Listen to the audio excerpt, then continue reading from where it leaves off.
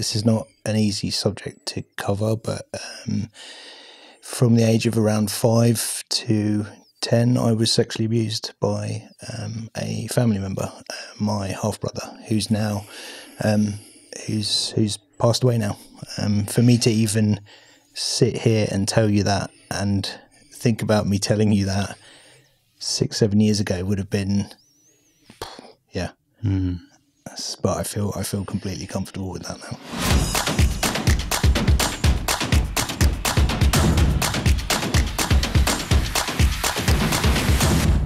Nick Raeburn, welcome to the Purpose-Led Leadership Podcast. Welcome back to the Purpose-Led Leadership Podcast. You came on my show, I think you were episode 2 or 3. Number 4. Number 4. Because I listened to it on the train on the way up. There we go. A good couple of years ago now. And first of all, I met you in person. Yeah. Delighted to get you on. For those that don't know you, what do you do now? I'm a social selling consultant. So a large part of my why, and maybe we'll get into that, is enabling people to kind of discover their voice, really. And empower them to discover their voice and change the organisations they're in. Yeah, and the path of you getting to that kind of storytelling thing that you do now is really struck me. So I want to know about that. Tell the audience about your journey from a very young age. Yeah, so this is not an easy subject to cover, but from the age of around 5 to 10, I was sexually abused by a family member, my half brother, who's now who's passed away now. For me to even sit here and tell you that, and think about me telling you that 6-7 years ago would have been, yeah. But I feel completely comfortable with that now. I mean, wow. I mean, where does one start with that? Firstly, sorry to hear that. Very brave and courageous of you. I know you actually have it written in your about section on your LinkedIn. So to sort of be open about that in the way you are is very commendable.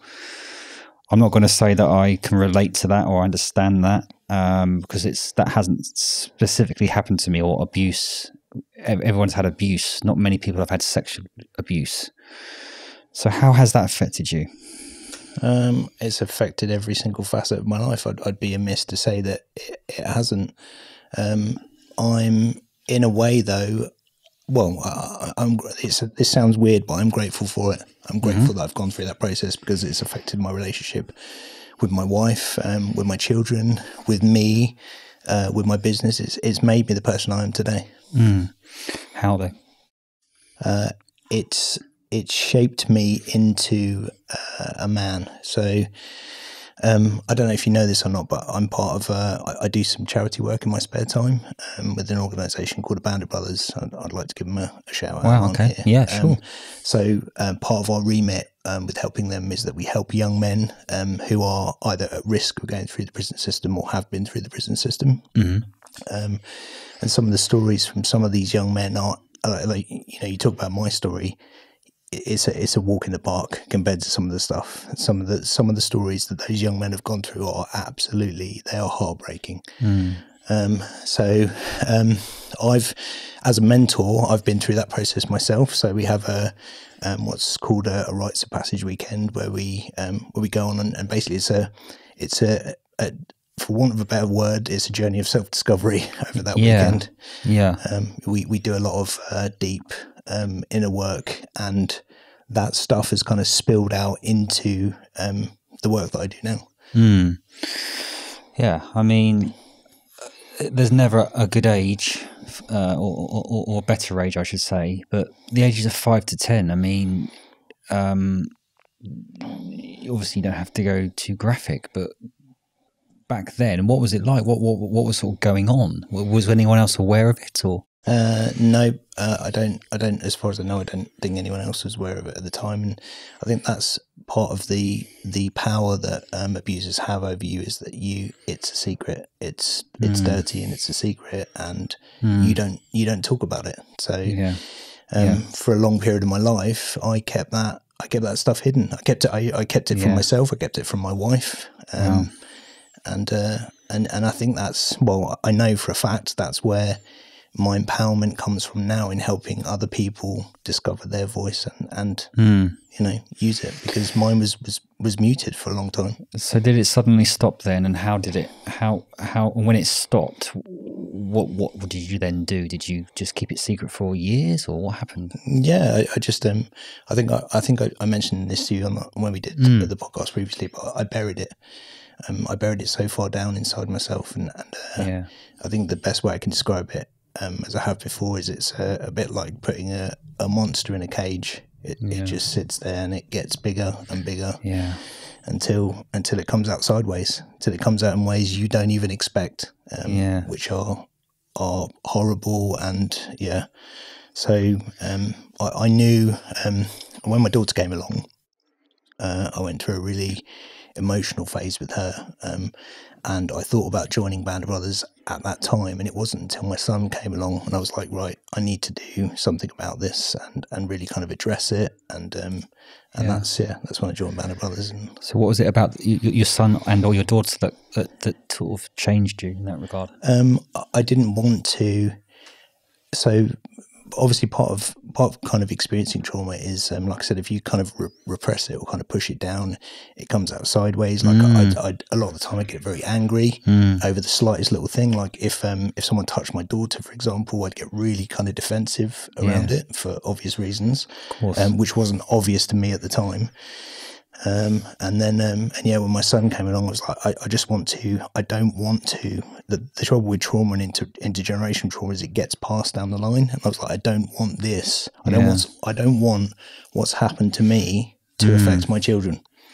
So the anger, but there must have been a lot of shame and guilt and blaming yourself almost, because obviously it's nowhere near your fault at all. But in that situation, I'm guessing that you kind of think you deserve it, or you contributed to that or something. Would that be a fair? Yeah, it's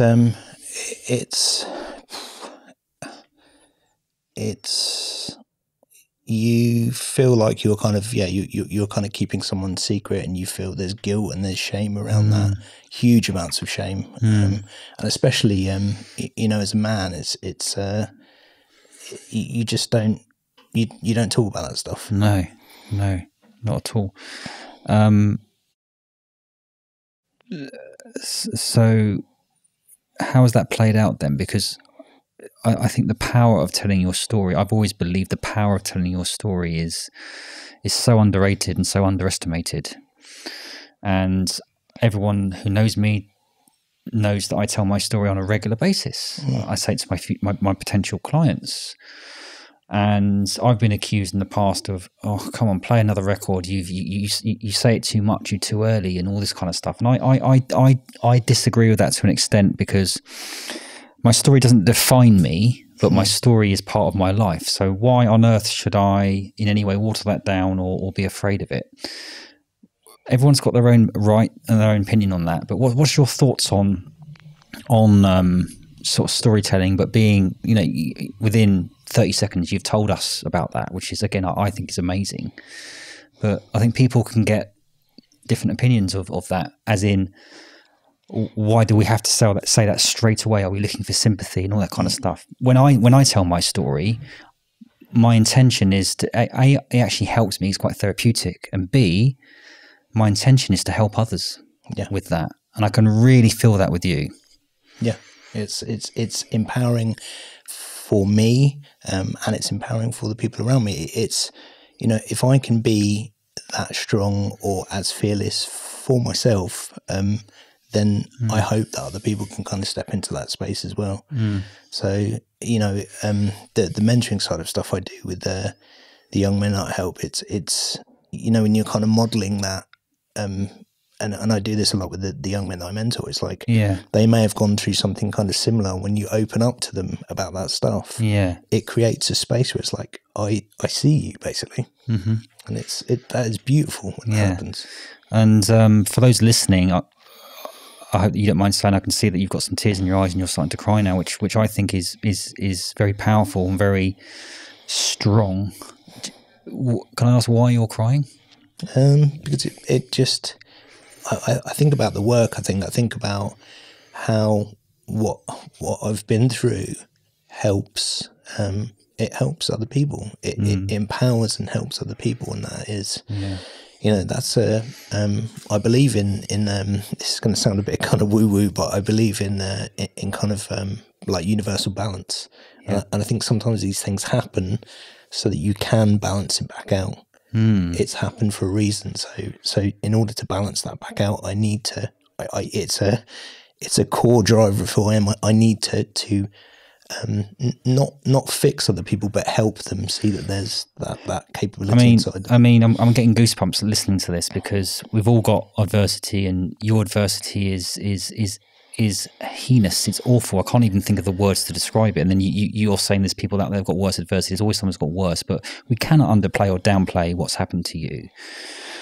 And ordinarily, you probably would have every right to be angry, aggressive, and hate the world. I don't even like that word, but but two questions. Do you believe there's more good people than bad people in this world? And what journey have you been on to get to a point where you want to help people, and there isn't any resentment or kind of hatred towards that situation anymore? Because it must have been difficult to get to this stage. Yes. So to answer the first question, I think, and I speak from experience, we are all a work in progress.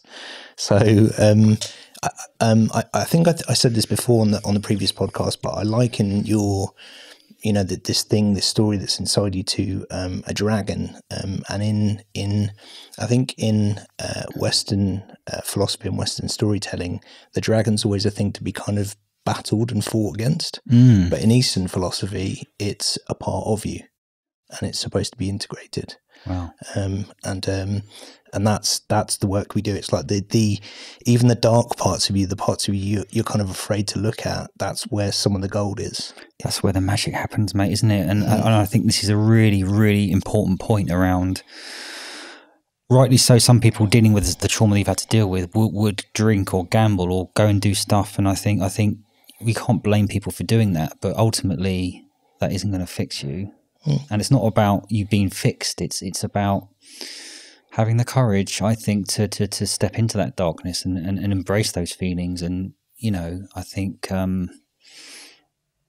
will you ever get over it? No, I don't think, but I think you can harness it as you've done, and find different parts of yourself that you probably never knew existed. Yeah. And in a funny kind of way, in a paradoxical kind of way, obviously you would never wish it on anybody, including yourself. But actually, sometimes these things that happen, they can actually bring so much light and positivity from that. I see it as my gift. It's the thing that I've been through is.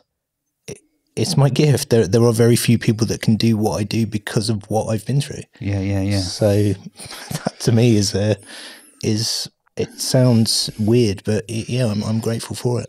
It can't. I think because I was abandoned and I've been abused, not to the level of you. It's not about comparison; it's all relative. But there's so much that resonates with me in terms of. The kind of like, in a way, it knocked my confidence so much, and I developed this shame and this need for validation, which I've still got a little bit now. But on the flip side, it's given me this massive inherent kind of like fire and determination and resilience that I just wouldn't have had. And it's a bit of a kind of like a double-edged sword, right? Yeah. What do you think? Yeah, it's kind of weird actually, because I think I mentioned this to you. I was listening to our previous podcast on the train on the way up, and the way I described, this kind of shadow component of you, the trauma is like a dragon, and here I am sat with this on my. It is a knight and a dragon. Nice. So it's like that podcast that we had. Yeah. 2 years ago is kind of shaped, like it's become. Yeah. Yeah. So just before we kind of move on, I mean, this subject is it's so important to talk about. You mentioned that it's like trapping a monster in a cage. Elaborate on that a little bit. Yes, I think with trauma, you kind of you push it down, you suppress it, and you don't realize how much it's growing and kind of how much you're feeding it. So like I said, it kind of comes out sideways in ways you just wouldn't expect.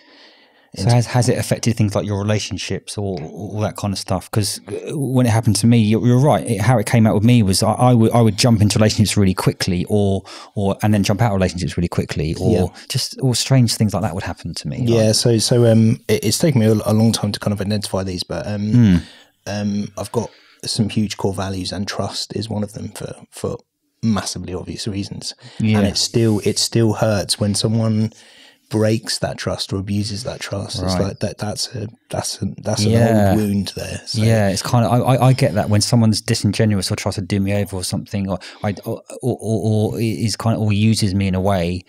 For the more average person, they probably would be affected, but with me, and it's probably the same with you, I get really intrinsically kind of like, how could that person do that to me, kind of thing. And it's they're old wounds, dude. They're deep and they're old, and you have to be aware of them. And it's and it's a large part of the work that we do with the young men that we mentor. So I think there's a lot of parallel. I get so much from mentoring and get so much from coaching my clients as well, that I get to experience that journey of transformation and change, and see that I get to relive my journey through them, and it's beautiful to watch it. So can we talk about, the abuse kind of stopped physically but didn't stop mentally? I'm very aware of that. So from sort of 10 onwards, talk us through the rest of the journey then. Yeah, I guess I had I guess you could probably describe what was an average kind of sort of teenage years, I guess. I went out and partied a lot, did a lot of drugs. Because that's what you do. What sort of drugs? Ecstasy mainly. Easy to say what you didn't do. Yeah. Okay. Yeah, a lot of ecstasy. But that was, back in the rave days in the 90s. So it was and there's again, this goes back to a lot of what I do in the men's work that we do. It's like you're going through this process of kind of sort of discovering or finding out who you are, and a lot of the time you just want to get out of your head. Yes, because it's easier to do that than be alone kind of with your thoughts. So yeah. When's the last time you did drugs then? Last time I did drugs, I don't know, maybe 10 years ago, 15 years ago, maybe. Yeah, I think a lot of us, I guess we're similar ages. That wasn't a done thing to do, but it was an enjoyable time of your life, I'm sure. And it probably did make you forget for that moment what happened to you. So you were doing that, and then kind of what happened in that in terms of your career, and then when did you meet your wife? Talk us about that kind of journey as well. So got into, I think I mentioned this before, but when I left university, I studied film and media at university, left uni, and then weirdly slipped into on my wife's side of the family, my mother-in-law and most of my in-laws are all psychiatric nurses. So I fell into mental health nursing, and I did that for about 2 to 3 years while I was looking for a job after uni. And it was one of the most rewarding. Like, you don't realise how much that prepares you for looking after clients. Yeah, it's a really rewarding job, and one of the most beautiful jobs I've ever had. And at the time, I didn't realise, if you kind of like trace the dots backwards, you don't kind of realise subconsciously why you're doing that. But it was it was a really, really nice part of my life. Then after I left there, I went into a part-time job working for a guy up in Portsmouth for a video production company. Did that for a few years. There was a lot of travelling back and forth from home, and I was in a relationship with my then partner, who's now my wife. So there was a lot of distance between us and a lot of travelling. Did that for a few years. Fell into freelancing, and then went and started work at an agency local to me. Did that for a few years. Yeah, and then started up my own business after that. Okay. So what impact has your wife had on your life then? She's my rock. She is an absolutely incredible woman. I love her. Absolutely love her. She's amazing. Do you think you wouldn't be not necessarily here, but what the man that you are today without her? Yeah. So give us some examples of that in terms of, is it just that unconditional love, that support, that understanding? Yeah, she gives me the space to be myself, and I can be intimate with her, and I trust her. Wow. And what's her stance on what's happened to you, would you say? She's very encouraging. She knows that a lot of the work that I do with Band of Brothers is very important to me, so she gives me the space to kind of do that, and she realises how much I get from that. So the Band of Brothers, is that like because I've been on these AA meetings and Gamblers Anonymous meetings, and I found them helpful to a point. Then I decided I didn't need that, but everyone's different. Is it a similar way you share and just is what was it? Kind of, yeah. It's a bit difficult to describe, and we can't go too much into some of the stuff that we do because there's a lot of ritual and process to it. Fair enough. But the main kind of framework of it is basically that if you look at kind of Western culture and Western society, we don't have any ritual or process that enables a boy to transition from boyhood to manhood. But if you look at more indigenous cultures, young men, they will get taken away from the village. They will go off to go and hunt or go and do something which is dangerous, and there's a strong possibility they might die from doing that. Yeah. But when they come back to the village, they're recognised as a man. Right. So we get them to go through that ritual and process of, like, you know, you can put that stuff to bed and let some of that stuff go from your childhood, and now you are a man. So it is incredible. Those weekends are the most incredible thing. You watch these young men come in and kind of cross the threshold. They won't look you in the eye. They'll look at the floor. They kind of mumble. Yeah. By the end of the weekend, they're stood there with their shoulders back, like, you know, head up, head square, looking you in the eyes. And it is, it gives me goosebumps. I mean, that sounds absolutely phenomenal, because that whole boy to man thing, and to be completely honest with you, I think I've only become a man in the last few years, and that sounds a bit strange in terms of just the amount of shit I've had to kind of process and go through and learn and look inward and all this kind of stuff. And I think that the society is so skewed around what a man should be. Mm-hmm. And I think if you were to ask me what makes a man, yes, you can go out and hunt and kill and do all these things, and you know, as in that context, I mean, but. Yeah. What do you think it takes to be a man? We're all different.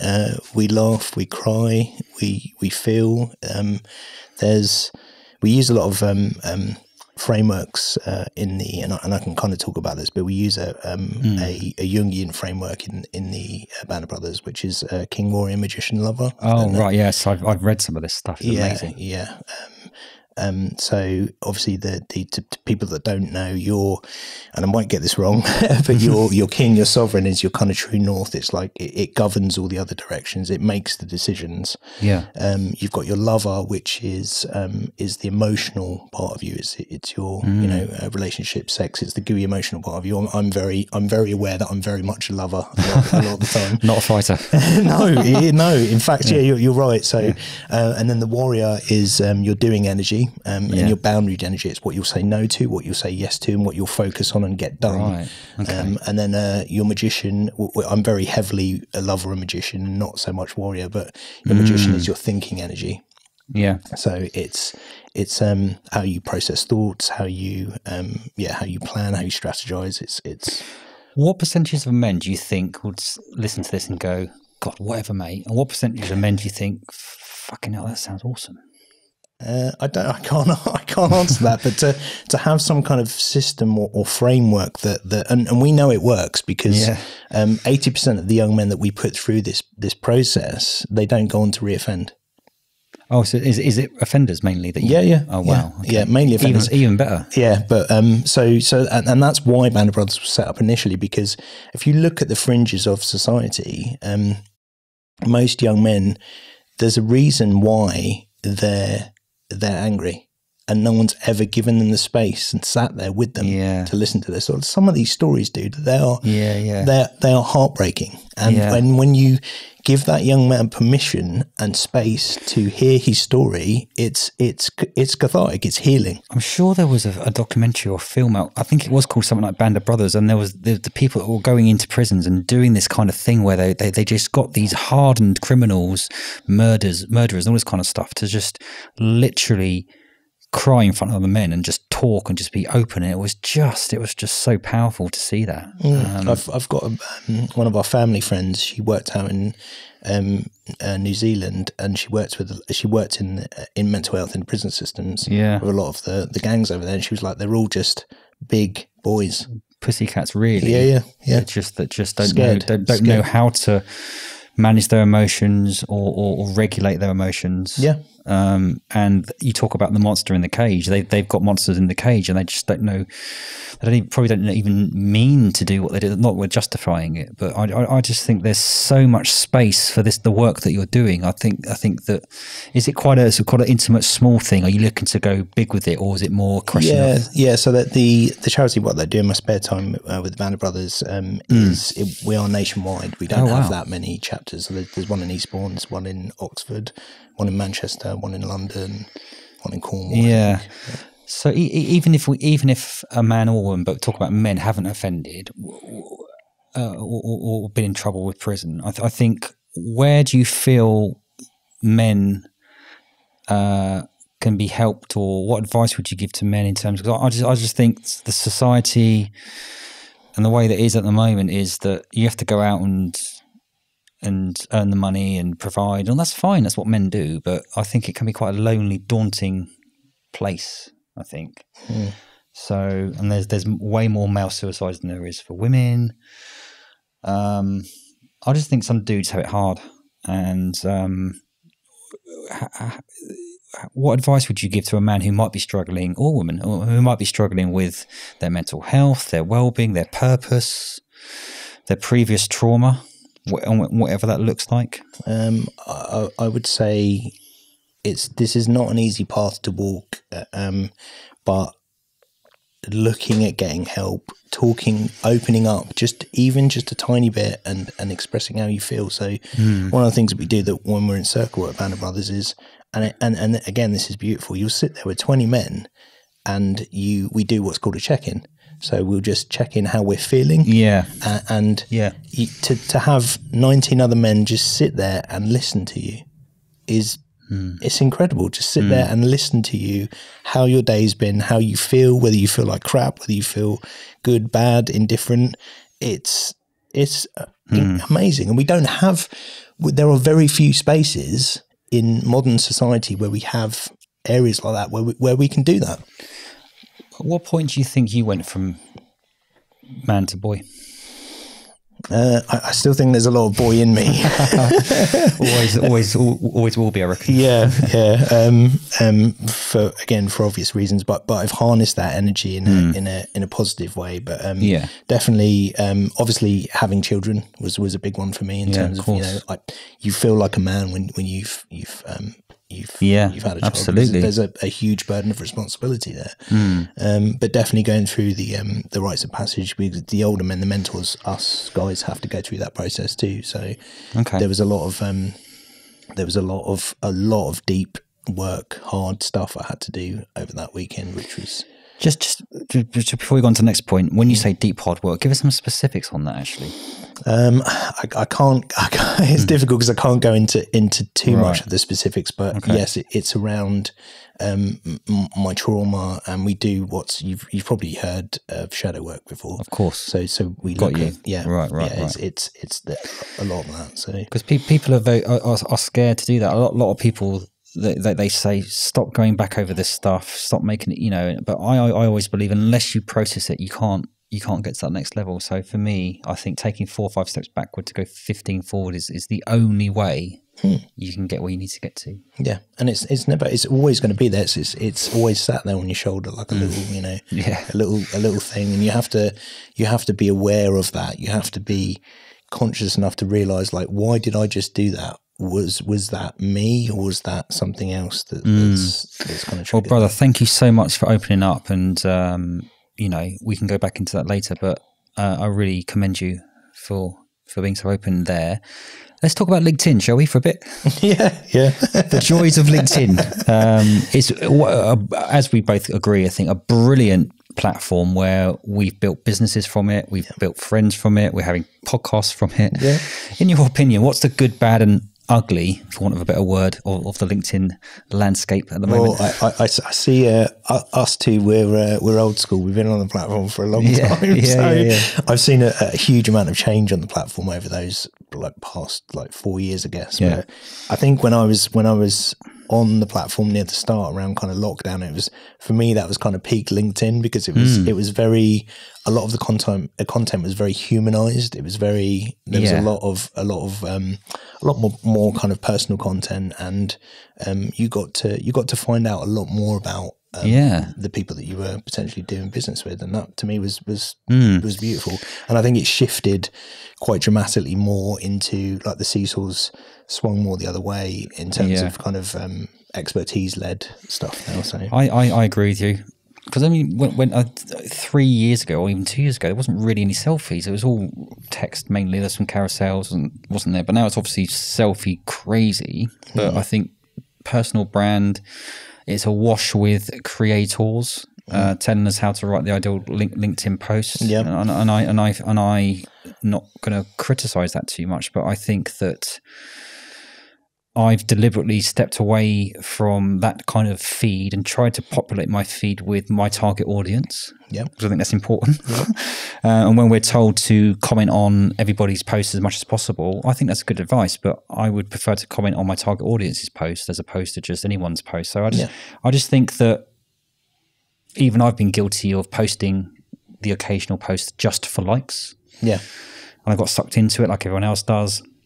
But now I'm pleased I'm in a place where I've had different relationships with LinkedIn. I've got 72,000 followers on there. It's quite a good number. Yep. But I'm enjoying LinkedIn at the moment because I feel I'm honestly adding value to my community. Yeah. And when I'm posting, I'm thinking, what value intrinsically is this adding? And when you're like that, it's like, I'm taking 2 or 3 days off now and again as well. Whereas before, it'd be like, if I haven't posted for a day, what the hell is my community going to think? I said, mate, you're not that fucking important. Chill out. Do you know what I mean? I've got a Google Doc, and in big bold type at the top of every time I do a batch of posts is like, is this giving my audience value? Like massive big bold letters. Yeah, good. So I think some of that stuff comes from, though, it has done from me, is you can't really discover who your ICP is, your ideal customer profile, and who you're speaking to, until you do the deeper work of discovering who yourself. You are. Yeah, that's true. And so that's a large component of what we take people through when we train them. It's like, before you start producing all this content and developing a personal brand, who are you? 100%. So talk us about that, what you do. I mean, that's exactly right, because you need to position yourself first, but then to teach people how to position themselves and get what you want back. I get that. So talk us through what you would do for a typical client. Yeah, so a lot of this stuff that you've just spoken about is very kind of surface level stuff. So we've tried to make it very much like a hero's journey. There's there's a technical component that goes on at the top of how you produce content, how you develop your profile and personal brand and everything else. But there's actually a change and transformation piece that goes on underneath that, which is, that's the bit that I get out of bed for in the morning, because you're actually taking people through this journey. It's like, you know, you get some people that are like, there's no way I can do a video. There's no way I can do video content. And I call it, on our hero quest, create a hero quest, I call it facing the dragon. It's like, we're going to find out what it is that scares you. And we're going to do it. We're going to do it. We're going to push it. Because the video, I'm pleased, because I think video is difficult. And I still love the result of it, but I don't like the process of it sometimes. I'm more comfortable now. It's challenging, but what's your view on video itself? How has it changed? How important is it? And why do you feel it is one of your main areas of what you sell? Yeah, so video. I weirdly, so this sounds really, really strange, but I suppose it doesn't kind of saying it back. But I spent my whole life creating video content. All I ever wanted to do was tell stories and make movies. I wanted to make films.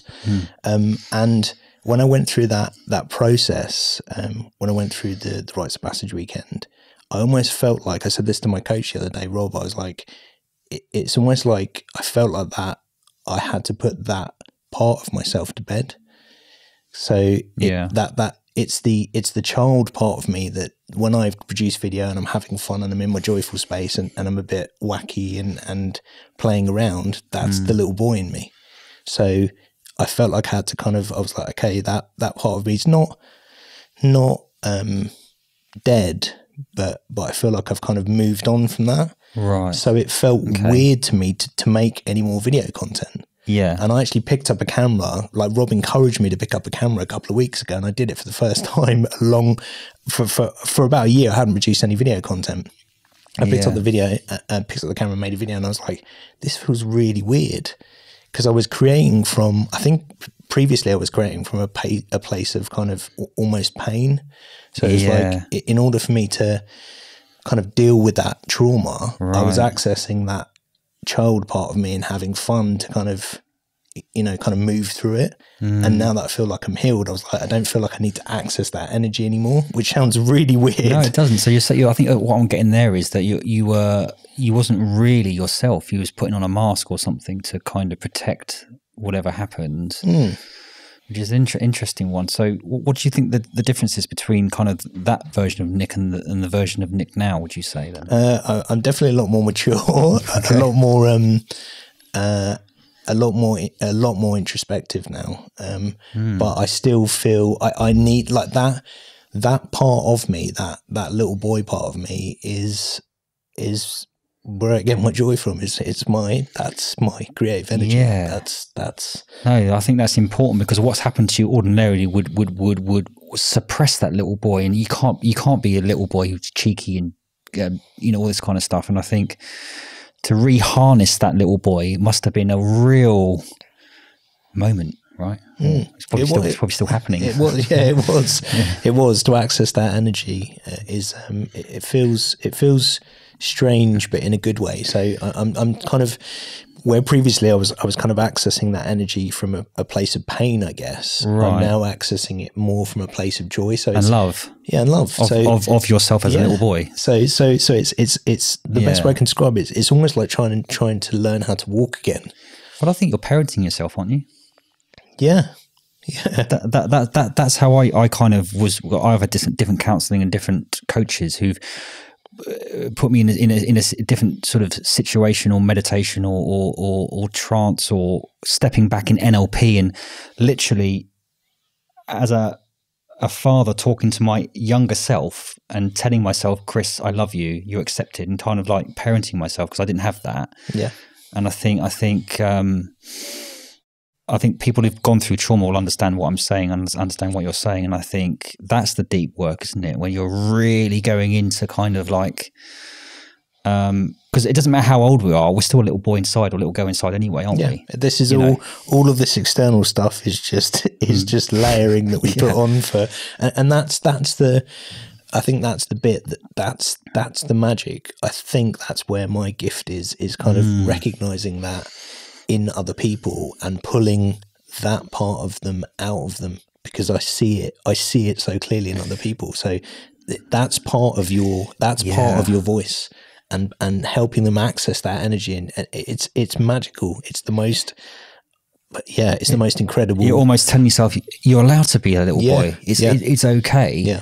But I think when you find that ability to be the little boy, you also become the man as well, because your inhibitions are that you know what I mean? You're kind of releasing all the trappings around you. And you are you are in your space, and you are you. Yeah. And that is the real you, is that little voice deep down that you kind of suppress and ignore. And as you get to an adult, you kind of push it down, but that's the real you. Yeah. So what, the question that I sometimes ask in this podcast is what has scarred you the most and what scared you the most? already know the answer to the first one, but what scares you now? What scares me is not scaring myself. So I feel comfortable in spaces where I'm uncomfortable. I described it to someone else the other day as a bit like the zone that I feel the most comfortable in is if you walk out into the sea and the sea kind of comes up to your neck and you can't swim and you're kind of up to here. That's where you should be.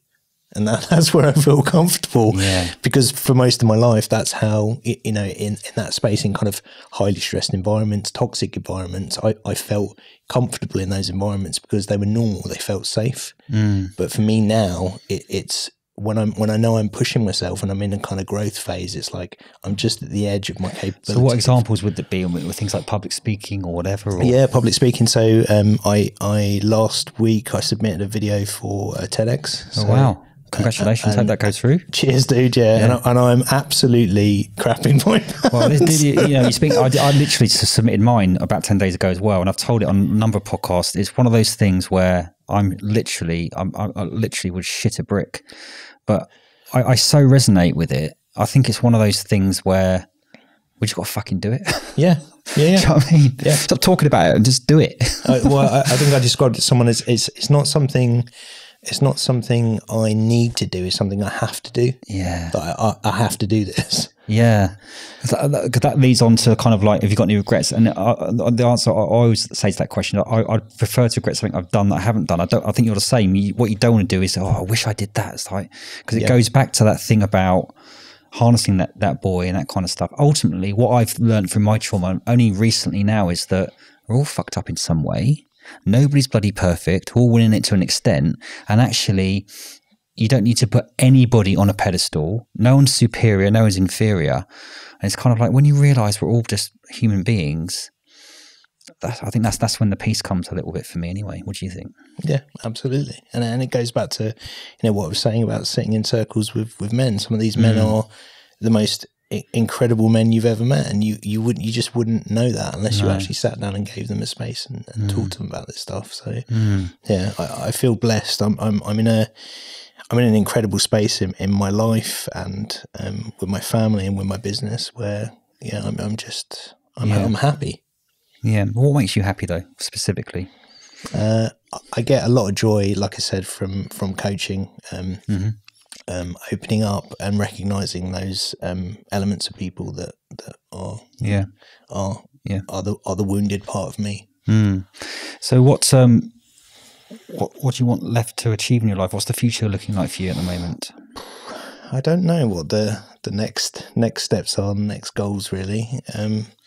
I'd like to. My next goal is to try and hit. I've set a target of hitting 1 million in revenue. Oh wow! So over what period? I've got 3 years to achieve that. So nice. If I can hit that, that's quality. Then I'll be happy. Yeah. But I don't. Beyond that, I'm quite a simple man. I don't want a massive team. I don't.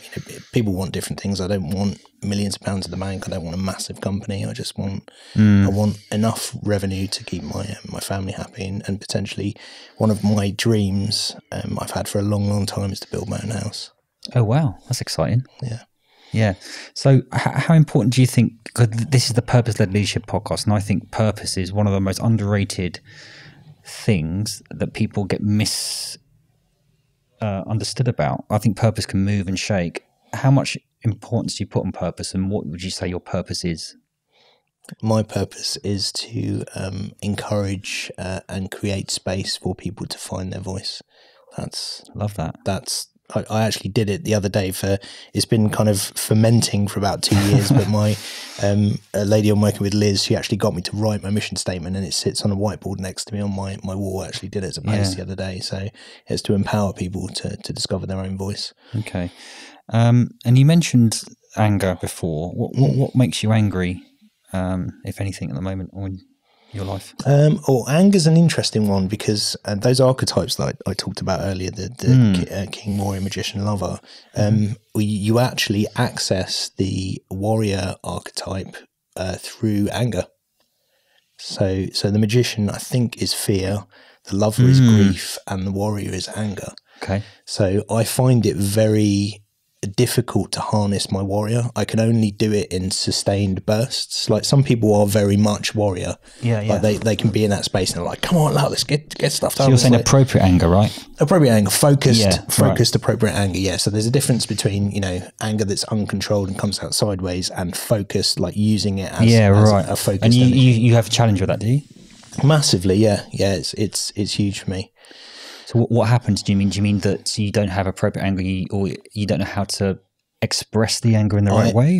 No, I find it difficult accessing that energy. I guess growing up, my dad was quite angry a lot of the time, so I'm very cognizant that I don't want to. I'm afraid of imitating my dad, basically. Oh wow! So there's an element of that to it, and I think like I went through a couple of days ago. I've been hitting pipeline quite hard and doing a lot of sales calls, and that for me it's quite hard being in a sales space. So I kind of let my foot off the gas a little bit and just gave myself a day off, and I was like let's go a bit more into the lover and sort of chill out a bit, because I can't do that for sustained periods of time. But I think what you're saying here is that it's impossible to be all four archetypes anyway, and I think they have to be balanced. Yeah, right. Yeah, but how do in order for what though? In order for you to be whole. Okay. So it's, you know, with the sovereign, for example, if you're too much sovereign, you're a tyrant. If you're too little sovereign, you're an abdicator. So it's like, I can't do that. I don't feel up to that. So you have to have balance in each one. Yeah. And that is, it's difficult to do. Yeah. But it's been having the awareness to go, how can I achieve that? And it might be, in fact, I need to pull back from work. I need to do some exercise or whatever it might be. And it's just having that. Yes, I think have routines, but I think sometimes you can't be all things to all people. And you have to understand that sometimes you have to give something to your wife. Sometimes you have to give time to your kids. Sometimes you have to give time to yourself. Yeah. Yeah, and that's a big one, giving time to yourself. I'm very guilty of not doing that recently, and I felt like I was kind of approaching burnout recently. So I took my foot off the gas a little bit, and it's like, okay, just take a day out, and you know, a bit. And that's why I've come up today to come and meet you as well, because it's like I'm trying to get more out the house and actually meet people in real life, because I'm probably similar to you, but I'm stuck behind the screen a lot of the time. So no, absolutely. So is there anything else, or is there one thing that we don't know about you that you haven't said yet? I guess one of the things, I mentioned this on a podcast the other day, but my younger brother, he has been through the prison system a few times. Okay. So subconsciously, I think that's why I'm doing what I'm doing with a band of brothers. Wow. Yeah, and I haven't spoken to him for a long, long time. So. And how you don't know how he's doing at the moment, or? No, I don't know how he's doing, and I haven't spoken to him. So how does that make you feel? It makes me feel sad. Yeah. Families, right? I can't go into too much detail myself personally, because, well, my mum left me, my dad's died, all my grandparents have gone. I've got a brother. I've had parental alienation. You know, loads of stuff going on. You mentioned you didn't want to sort of replicate what your dad did. Sometimes families we can learn not how to be a human being from some of our families, I think, sometimes. Yeah. What do you reckon? Yeah, immensely. It's given me the blueprint and the template to be a better dad, I think. Just talk to us about your dad and your mum, if you want, your parents. Talk to us about what happens and what impact they've had on you, good or indifferent.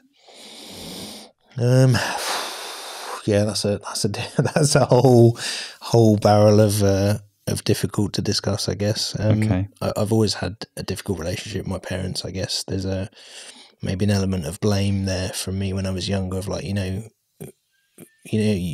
as a parent, it's like you're supposed to be there to protect your children, and so there was a lot of kind of anger and kind of grief around that, I think, with them, in terms of like where were you, and why didn't you stop this from happening, I guess. Of course. So and that's, I feel like that we've kind of repaired that breach, I think, with them over the past few years. But wow, that must have been so hard for you. Were they unaware of it, and they just feel? Did they feel obviously massively guilty and shame about that, or? Yeah, I would guess. I mean, I've we've kind of briefly kind of spoken about it. Right. Okay. But it's, I mean, it's probably, and I can only comment this from my perspective. Yeah. But I guess, from their perspective as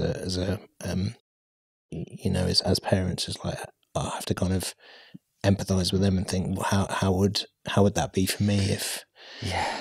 But the damage that what happened to you by I think it was your stepbrother, is like it's so, there's so much collateral damage that the relationship with your parents is completely different now.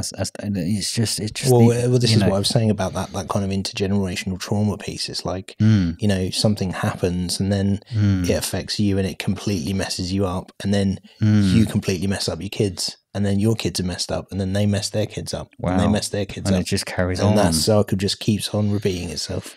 So how has it affected your relationship with your children then? Has it, in a way, I am guessing it may have even made you a better parent. Yeah, and that's why I say I'm grateful for what's happened to me, because it's made me so much more acutely aware of how. And I drive my daughter sometimes. She's like, "Dad, shut up!" But I'm like, I talk to her a lot about mindfulness and like how she feels, and because I want her to share how she's feeling with me. Yeah, and there's absolutely no way you want any a smidgen of the feelings the trauma you went through for them to feel that at all. And it's almost like you kind of go the other way, and I think talking to your children like that, I think, why don't they teach this stuff in school? Emotional intelligence, emotional regulation, mental health, well-being. It's like it's never going to happen. But my old coach Mike, and I want to give him a shout out, hit the nail on the head. We overcompensate for, as adults, what we didn't have as kids. Yeah, I mean, I'm trying to use words to describe what I think of you as a human being. I think you've harnessed your adversity and your trauma and your abuse in such a beautiful way. You should be extremely, extremely proud of who you are, mate. Thank you. Do you feel proud? I do. Yeah. It's hard sometimes to express the gratitude I feel, but I have to remind myself where I've been and what I've been through and where I am now, and it's. Right, put it there, brother. I was going to give you a hug, but I might break the microphone. I'm trying not to well up myself here. We've kind of got 2 or 3 minutes to go now. What's been your biggest lesson in your life, and what advice would you give to a young entrepreneur who's just kind of left school, is about to embark on the world as well? Biggest lesson is, and I guess these 2 parts combined, is listen to yourself, know thyself, listen to that little inner voice, because it knows what it needs you to be. And we get so much, there is so much external influence and validation that we seek, externally. And as well as I do, that all of this stuff starts from absolutely way down deep in here. So you have to be. It's much harder to do the inner work and look at yourself and look at what you're doing wrong and you can correct and listen to your instinct than it is to listen, for external validation. So absolutely love that. Where can people find you? LinkedIn primarily. You're on Insta as well, though, or not? I am on Insta, but a little bit there. But LinkedIn's primarily my platform of choice, mate. An absolute pleasure. I'm sure whoever's listening, watching this will feel very proud to have actually had the opportunity to listen to you for 60 minutes like that. I can't thank you enough for coming on. Your strength and your power and your resilience shines through. An absolute pleasure. It's been awesome, dude. Thank you, man. Thank you.